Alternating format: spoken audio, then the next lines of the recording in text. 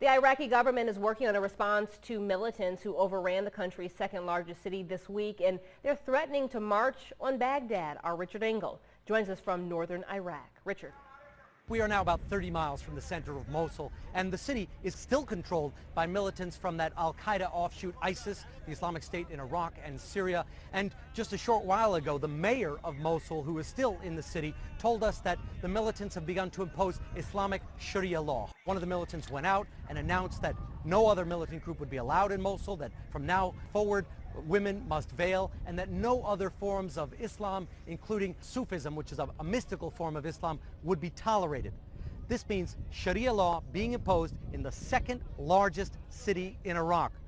It seems that the U.S. planned that Iraq would become a flourishing democracy that would export freedom and free thinking, not just here, but across the region.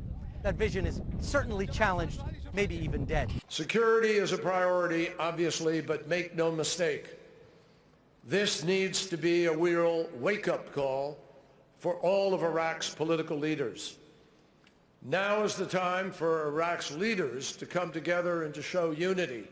The next objective the militants have is certainly Baghdad. They are marching toward Baghdad, and overnight they put their forces just about 40 miles north of the city. The people of Baghdad are expecting an assault, and the mosques, Shiite mosques, and don't forget these are hardline Sunni rebels advancing on the city. The Shiites in the city, who still control the government, are using their mosques, calling on the people, calling on fellow Shiites to come out, collect their weapons, and defend the capital. Richard Engel, NBC News, on the outskirts of Mosul, northern Iraq. All right, thanks.